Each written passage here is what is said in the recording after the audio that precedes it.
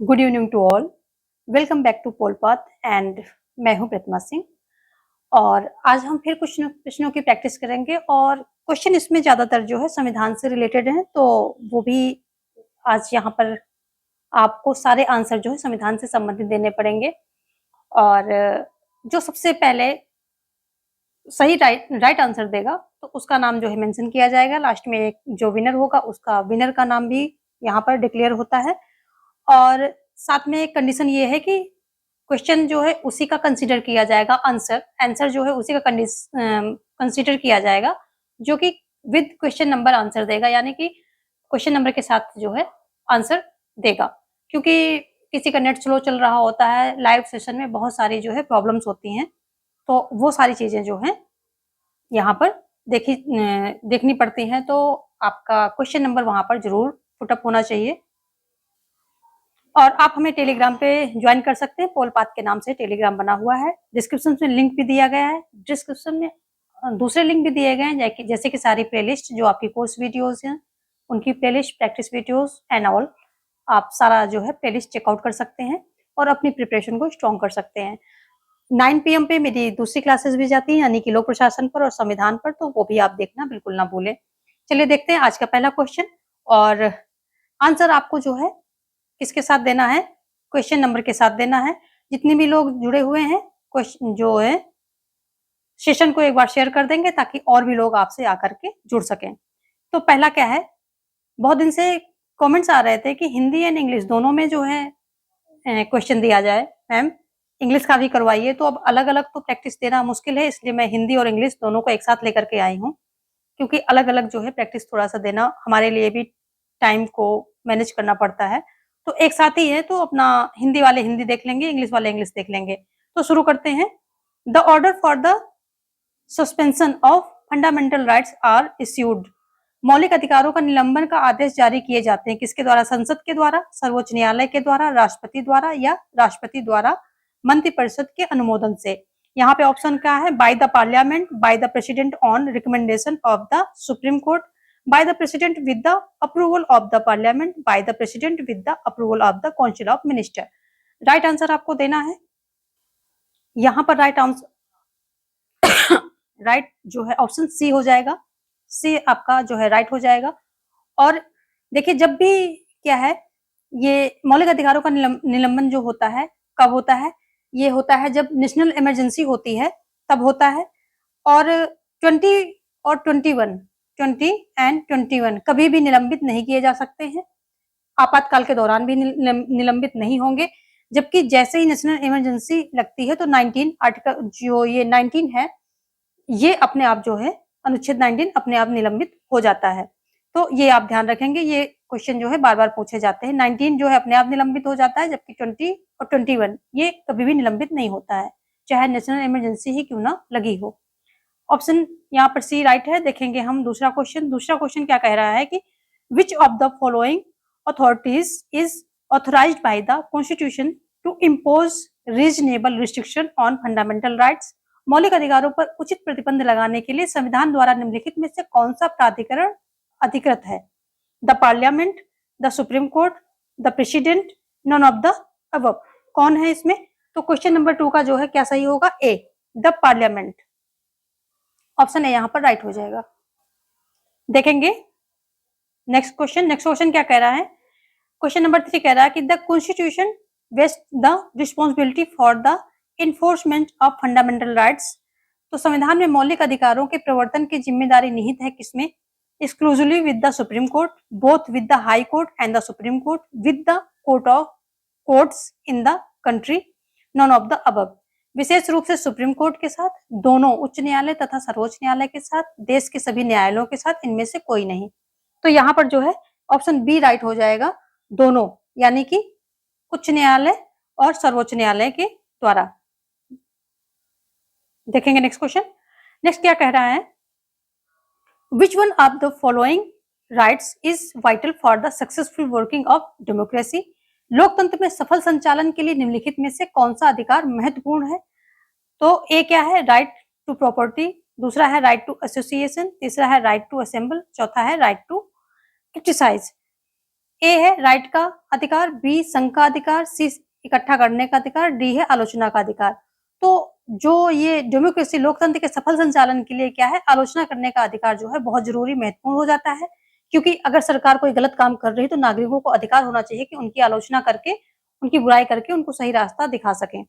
तो आलोचना करने का अधिकार जो है बहुत जरूरी हो जाता है डेमोक्रेसी के लिए। 4 में ऑप्शन जो है कौन सा, डी आपका राइट हो जाएगा। ठीक है, जितने भी लोग जुड़े हुए हैं पहले तो लाइक कर दें सभी। ठीक है, लाइक नहीं करते हैं क्योंकि आप जो है आपका माइंड फ्राई होता रहता है क्वेश्चन के साथ और आप लाइक करना भूल जाते हैं, तो इसलिए मुझे याद दिलाना पड़ता है कि जितने भी लोग जुड़े हैं लाइक कर दें, सेशन को शेयर भी कर दें। और यदि सब्सक्राइब नहीं किया है, आप फर्स्ट टाइम हमारे चैनल से जुड़ रहे हैं और अभी तक सब्सक्राइब नहीं किया है तो वो भी कर लें, वो बहुत इंपॉर्टेंट चीज है। ठीक है, क्योंकि यहाँ पर ऐसी सीरीज चलती रहती हैं और ये सीरीज तभी संभव हो पाएंगी जब आपका सपोर्ट हमें मिलता रहेगा। क्वेश्चन 5 क्या कह रहा है, which one of the following directive principle can be described as Gandhian in character? Provision of equal work to both men and women, protection of workers especially children, C कह रहा है separation of the judiciary from the executive, और D कह रहा है organization of village panchayats as effective units of self government। यहाँ पर क्या है, निम्नलिखित में से किस निर्देशक सिद्धांत को गांधीवादी चरित्र के रूप में वर्णित किया जा सकता है? पुरुषों और महिलाओं दोनों को समान काम, श्रम बी कह रहा है श्रमिकों को विशेषकर बच्चों की सुरक्षा, और सी है न्यायपालिका और कार्यपालिका से अलग, जबकि डी कह रहा है स्वशासन की प्रभावी इकाई के रूप में ग्राम पंचायतों का गठन। तो यहाँ पर आपको गांधीवादी यानी कि गांधीयन कैरेक्टर के बारे में पूछा जा रहा है, तो ये हो जाएगा ऑप्शन डी। गांधी जी जो है ग्राम पंचायतों के बहुत बड़े समर्थक थे। ठीक है, ये ऑप्शन डी जो है गांधीयन से संबंधित हो गया, लेकिन आपको ये भी पता होना चाहिए कि जो दूसरे ऑप्शन है वो किससे संबंधित है। तो provision of equal work to both men and women, महिलाओं मतलब दोनों को, तो ये हो गया सोशलिस्ट, ये क्या हो गया, सोशलिस्ट हो गया। और यदि हम बी की बात करें, protection of workers specially children, तो ये भी क्या हो गया, ये भी सोशलिस्ट हो गया आपका। यदि हम सी की बात करें, separation of judiciary from the executive, न्यायपालिका और कार्यपालिका से अलग करना, तो ये किसका हो जाएगा, लिबरल इंटेलेक्चुअल। ठीक है, ये लिबरल इंटेलेक्चुअल से संबंधित हो जाएगा। 3 विचारधाराएं जो आपके जो संविधान में है, 3 तरह की विचारधाराएं दिखती हैं। जो नीति निर्देशक तत्व हैं इनमें 3 तरह के विचारधाराएं आप कह सकते हैं दिखती हैं। कौन कौन सी हैं, तो इसके बारे में कल बताया था। चलिए आप सभी कमेंट कीजिए कौन कौन सी जो है यहाँ पर विचारधाराएं दिखती हैं। चलिए आगे हम बढ़ेंगे। वैसे हमने तीनों यहाँ पर बता दी हैं, Gandhian, liberal intellectual and socialist, already यहाँ पर मेंशन हो गई हैं तीनों। चलिए देखेंगे नेक्स्ट क्वेश्चन। अगला क्वेश्चन क्या कह रहा है, which one of the following is in the concurrent list in the Constitution of India? क्या है, ए कह रहा है population control and family planning, B कह रहा है हेल्थ एंड सैनिटेशन, सी कह रहा है कैपिटेशन टैक्स, और डी कह रहा है ट्रेजर।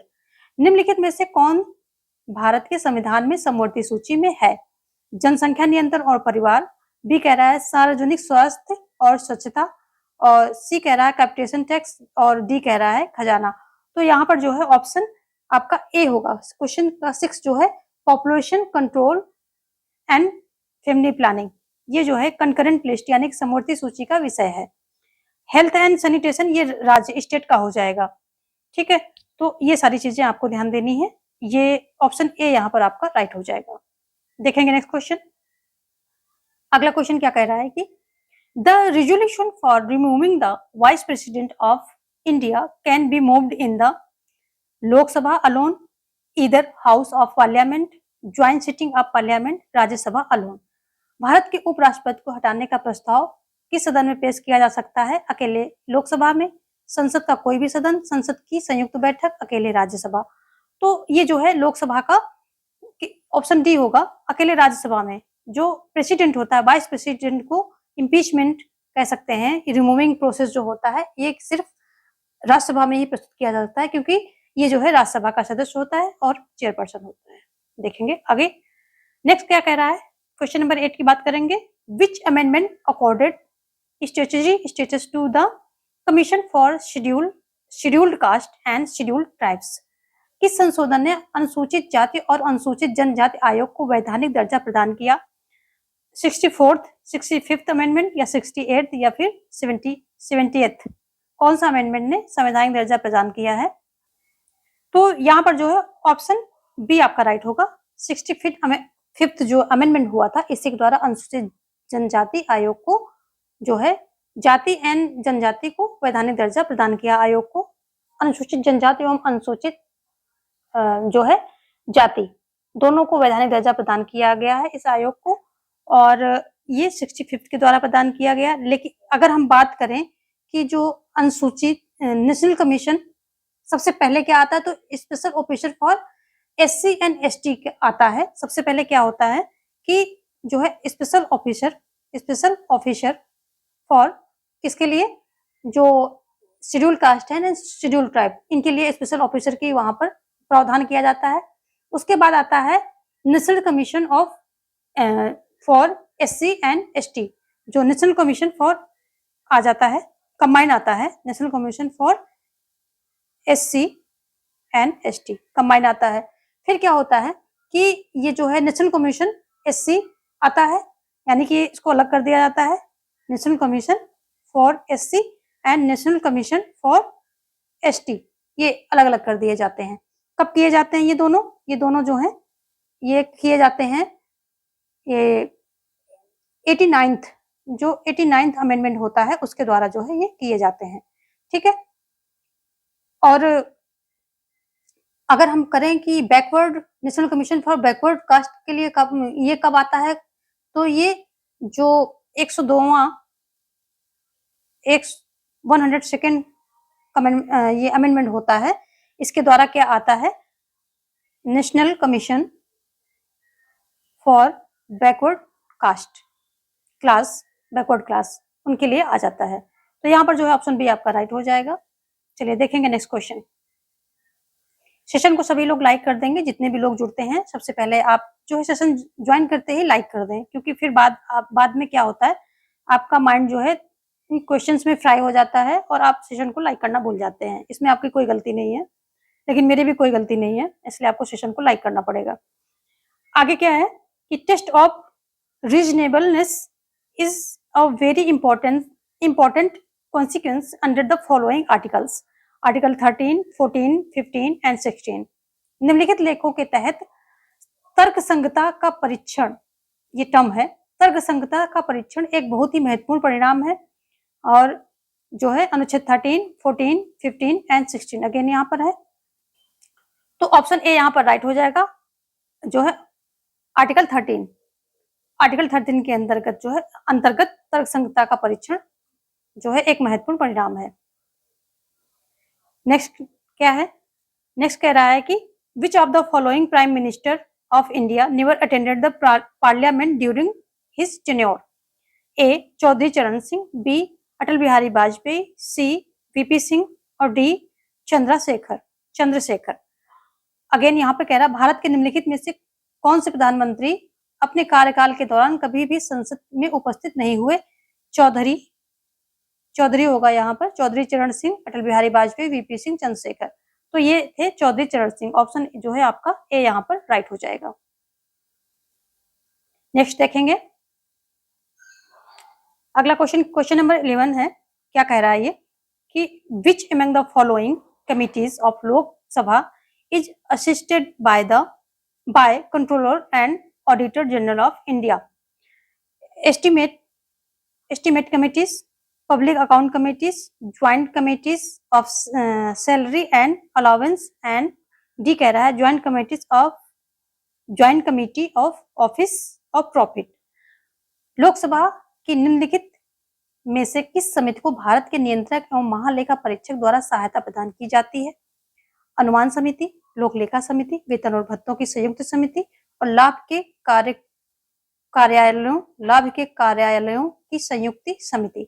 तो कौन सी है यहाँ पर, तो क्वेश्चन नंबर 11 का जो है ऑप्शन बी आपका राइट हो जाएगा, लोक लेखा समिति और पब्लिक अकाउंट्स कमिटी। ये जो है ये आती कब है, ये 1921 में जो है आई थी, 1921 में आई थी, यानी कि जब परतंत्र थे हम, यानी कि जब हमारा देश आजाद नहीं हुआ था तब आई थी, और अभी तक ये उसके बाद भी इसको काम में मतलब जारी रखा गया। तो और इसमें कितने 22 सदस्य होते हैं इस समिति में, और 15 कहाँ से होते हैं, जो 15 होते हैं लोकसभा से, ठीक है, लोकसभा से 15 होते हैं, और जो 7 मेंबर्स कहाँ से होते हैं, ये राज्यसभा से होते हैं, ठीक है, 7 मेंबर कहाँ से होते हैं, राज्यसभा से होते हैं। यहाँ पर बी ऑप्शन राइट हो रहा है। देखेंगे नेक्स्ट क्वेश्चन। क्वेश्चन नंबर 12 क्या कह रहा है कि the constitution of India does not provide for impeachment of which of the following. Bharat के संविधान में निम्नलिखित में से किस पर महाभियोग चलाने का प्रावधान नहीं है। Chief justice of India, president of India, vice president of India, governor of an Indian state. तो इसको हिंदी में बोलने का आई थिंक जरूरत नहीं है। तो यहाँ पर जो है ऑप्शन डी आपका राइट हो जाएगा, क्योंकि chief justice of India, president of India and vice president of India, इन सभी के लिए इम्पीचमेंट का प्रावधान किया गया है। इम्पीचमेंट का मतलब हो जाएगा यहाँ पर कि हटाने का प्रावधान इम्पीचमेंट जो है कि जैसा होना चाहिए, यानी कि इम्पीचमेंट जैसी जो प्रक्रिया प्रेसिडेंट के लिए रखी गई है उसी के जैसा होना चाहिए। तो ये तीनों के लिए है, लेकिन गवर्नर ऑफ इंडियन स्टेट जो इसकी अगर हम बात करें तो इसमें साफ साफ कहा गया है गवर्नर ये मतलब अपने पद पर बना रहेगा प्रेजर ऑफ प्रेसिडेंट, यानी कि जो प्रेसिडेंट होगा उसके पश्चात पर्यंत अपने पद पर जो है गवर्नर बना रहेगा। तो इसमें ऐसे इम्पीचमेंट या हटाने जैसे कोई प्रक्रिया नहीं है। हालांकि जो इम्पीचमेंट वर्ड है, शब्द है, इसका सिर्फ जो आर्टिकल क्या है 61 में जो है इसका सिर्फ क्या क्या उल्लेख किया गया, और किसके लिए किया गया, प्रेसिडेंट के लिए किया गया है, प्रेसिडेंट के लिए किया गया है इम्पीचमेंट का। लेकिन इम्पीचमेंट जैसे प्रोसेस से कई सारे जो है अधिकारी हटाए जाते हैं, तो उसके लिए इम्पीचमेंट कॉमन लैंग्वेज में इम्पीचमेंट लिख दिया जाता है, अदरवाइज वो इम्पीचमेंट जैसी प्रक्रिया से हटाने का प्रोसेस होता है, ठीक है। आर्टिकल 61 में जो है प्रेसिडेंट के लिए सिर्फ ये वर्ड यूज किया गया है। ऑप्शन यहाँ पर डी राइट हो जाएगा, एक भारतीय राज्य के राज्यपाल। चलिए देखेंगे नेक्स्ट क्वेश्चन। क्वेश्चन नंबर 13 क्या कह रहा है, आपकी स्क्रीन पर है और आंसर आप फटाफट दे दीजिए। At which stage of discussion a bill is published in the gazette of India, first reading, second reading, third reading, when the bill becomes an act. चर्चा के किस चरण में विधेयक भारत के राजपत्र में प्रकाशित होता है। पहला चरण, दूसरा चरण, तीसरा पढ़ना, चरण कह दीजिए पढ़ना, पहला पढ़ना, दूसरा पढ़ना एंड तीसरा पढ़ना, जबकि डी क्या कह रहा है कि जब विधेयक एक अधिनियम बन जाता है तब। यहाँ पर देखिए विधेयक की बात हो रही है, ठीक है। तो ये पहला पढ़ना, यानी कि ऑप्शन ए यहाँ पर राइट हो जाएगा, फर्स्ट रीडिंग के दौरान ही जो है ये राजपत्र में प्रकाशित हो जाता है। ये बिल जो है किसमें, जो गजेट ऑफ इंडिया है इसमें जो है पब्लिश कर दिया जाता है। ऑप्शन ए यहाँ पर राइट हो रहा है क्वेश्चन नंबर 13 का। नेक्स्ट देखेंगे, नेक्स्ट क्वेश्चन क्या कह रहा है 14, which among the following articles was inserted in the Indian Constitution by 42nd Amendment 1976 in purview of India being a signatory of Stockholm Conference of the 1972। Bharat के 1972 के Stockholm सम्मेलन के हस्ताक्षरकर्ता होने के दायरे में होने के नाते 42nd संशोधन 1976 द्वारा निम्नलिखित में से कौन सा लेख भारतीय संविधान में डाला गया। तो ये जो स्टॉकहोम क्या होता है, ये एक सम्मेलन होता है, कॉन्फ्रेंस होता है। तो इसमें क्या किया जाता है, इसमें पर्यावरण से संबंधित जो है क्लाइमेट चेंज से संबंधित बातें की जाती हैं, और इसका जो हस्ताक्षरकर्ता कौन होता है, भारत हो जाता है, ठीक है। जब भारत इसका हस्ताक्षरकर्ता हो जाता है और इसी के द्वारा जो स्टॉकहोम कॉन्फ्रेंस है इसके द्वारा क्या आता है, UNEP, union nation environment programme, ठीक है, ये आता है। और जब ये हस्ताक्षरकर्ता भारत हो जाता है इसका, तो फिर उसके बाद क्या करता है, आर्टिकल 48A ये जो है इसमें इंसर्ट किया जाता है। तो ऑप्शन डी आपका यहाँ पर सही हो जाएगा, 48A। 48A आपको हमने बहुत बार बताया है, ठीक है, बहुत बार बताया है। यदि आप मुझे रेगुलर फॉलो करते हैं तो आपको अब तक ये आपकी टंग में चढ़ गया होगा। तो इसका जो है फटाफट सभी जो है ऑप्शन दें कि 48A में कहा क्या गया है। आज आप मुझे फटाफट इसका जो है बताइए आंसर, जल्दी से कमेंट कीजिए, आंसर दीजिए। क्वेश्चन नंबर 15 क्या कह रहा है? क्वेश्चन नंबर 15 कह रहा है कि which of the following was given the status of state by 13 amendment act 1962? Sikkim, Nagaland, Assam, Tripura. 13वें संशोधन अधिनियम 1962 द्वारा निम्नलिखित में से किसे राज्य का दर्जा दिया गया था? सिक्किम, नागालैंड, असम, त्रिपुरा। तो कौन था? ये जो है 13वें संशोधन अधिनियम द्वारा 1962 में नागालैंड को जो है क्या दिया गया था? राज्य का दर्जा दिया गया था। ऑप्शन बी जो है यहाँ पर आपका राइट हो जाएगा। नेक्स्ट देखेंगे अगला क्या कह रहा है। क्वेश्चन नंबर 16 क्या कह रहा है? National judicial appointment commission was established by which amendment act? राष्ट्रीय न्यायिक नियुक्ति आयोग की स्थापना किस संशोधन अधिनियम द्वारा की गई? 91st अमेंडमेंट एक्ट 2003 या 96th अमेंडमेंट एक्ट 2011 या फिर 99th अमेंडमेंट एक्ट 2014 या फिर 100th अमेंडमेंट एक्ट 2015। यहाँ पर 15 होगा, ठीक है, 2015 नहीं समझ में आ रहा है तो। और तो किसके द्वारा किया गया? तो यहाँ पर जो है कमीशन इस्टेब्लिश की बात की जा रही है यहाँ पर। तो एनजेक की बात हो रही है, नेशनल जुडिशियल अपॉइंटमेंट कमीशन, एनजेक इसको शॉर्ट में बोलते हैं। तो एनजेक की बात यहाँ पर हो रही है और ये जो है आता है कब? 99th अमेंडमेंट 2014 में आता है। ऑप्शन सी आपका राइट हो जाएगा, ठीक है। इसमें आता है, इसमें होता क्या है कि कॉलिजम जो है कॉलिजन के द्वारा कितने, एक चीफ जस्टिस एंड 4 अन्य जस्टिस के द्वारा जो है ये सलाह दी जाती थी और एक प्रकार से इनकी सलाह पक्की जो ये डिसाइड कर देते थे वही जो है जुडिशरी मतलब कोर्ट में से चीफ जस्टिस बन जाता था। लेकिन मतलब कोलिजम की सलाह पर जो है प्रेसिडेंट नियुक्त कर देता था, एक प्रकार से जो कोलिजम सलाह दे देता था वही फाइनल। तो ये हुआ कि जुडिशरी को नियुक्त कर रही है, तो इसके लिए क्या हुआ कि 1914 में एक अमेंडमेंट करके जो एनजेक लाया गया।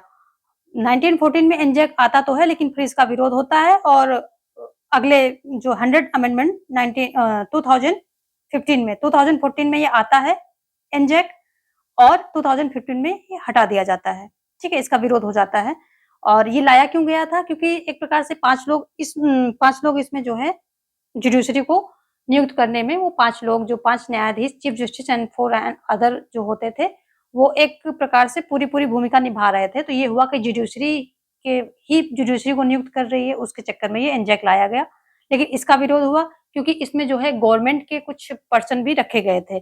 तो जो है इसका विरोध हुआ कि इनका इन्फ्लुएंस वहां पर हो जाएगा, इसलिए फिर इसको जो है 100 अमेंडमेंट के द्वारा इसको रिजेक्ट यानी कि क्या हटा दिया जाता है, जो कि 2015 यानी जस्ट एक साल बाद 14 में आता है, 15 में हटा दिया जाता है। तो यहाँ पर ऑप्शन सी आपका राइट होगा अकॉर्डिंग टू क्वेश्चन। देखेंगे हम नेक्स्ट क्वेश्चन। अगला क्वेश्चन क्या कह रहा है? Who among the following was the chairman of the special committee to examine the draft constitution of India? निम्नलिखित में कौन भारत के संविधान के मसौदे की जांच करने वाली विशेष समिति के अध्यक्ष थे? Doctor B R Ambedkar, sir Alladi Krishnaswami Ayyar, Sardar Patel या फिर सरदार बलवंत सिंह, कौन थे? तो यहाँ पर क्वेश्चन को थोड़ा घुमा दिया गया है। ऑप्शन ए आपका राइट हो जाएगा, डॉक्टर बी आर अम्बेडकर, ठीक है। मसौदा समिति के यही अध्यक्ष थे और इसमें कितने टोटल मेंबर थे? 7 मेंबर्स थे। इसमें टोटल 7 मेंबर्स थे जिसके अध्यक्ष कौन थे? ये डॉक्टर बी आर अम्बेडकर थे। क्वेश्चन 17 का ऑप्शन जो है आपका ए राइट हो रहा है, ठीक है, ए राइट हो रहा है, अम्बेडकर। चलिए देखेंगे नेक्स्ट क्वेश्चन। तो सेशन को जो है जितने भी लोग जुड़ रहे हैं लाइक कर देंगे, ठीक है, और जो ऑफलाइन आएंगे ये लाइव सेशन के बाद जो अपलोडेड वीडियो बन जाएगा तो उसको भी सभी लोग लाइक करेंगे और कमेंट जो है पक्का से छोड़ेंगे। नेक्स्ट क्वेश्चन क्या कह रहा है? Who was the first chief election commissioner of India? KVK Sundaram या फिर एसपी सेन वर्मा या फिर सुकुमार सेन या फिर राज मन्नार, कौन थे? तो ये जो थे सी ऑप्शन यहाँ पर आपका राइट हो जाएगा। कौन सा? क्वेश्चन नंबर 18 का C option, Sukumar Sen right हो जाएगा, ठीक है, यही थे। नेक्स्ट देखेंगे।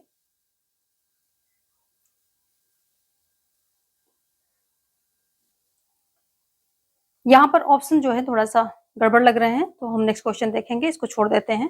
20 पर आ जाइए, 20 क्वेश्चन का आंसर सभी देंगे। When was the Indian Forest Service यानी कि IFS क्रिएटेड? कब ये क्रिएट की गई? भारतीय वन सेवा की स्थापना कब की गई? 1965, 1966, 1967, 1968। तो ये कब की गई? ये की गई थी, फटाफट सबके आंसर आ जाने चाहिए, दीजिए, सभी आंसर देंगे, ठीक है। तो ये बी, ऑप्शन बी आपका राइट होगा, 1966 में जो है ये क्रिएट की गई थी। ओके, चलिए देखेंगे नेक्स्ट क्वेश्चन। अगला क्वेश्चन क्या कह रहा है? क्वेश्चन नंबर 21 आपके स्क्रीन पर है और ये कह रहा है विच of the following is not a member of the zonal council, ठीक है।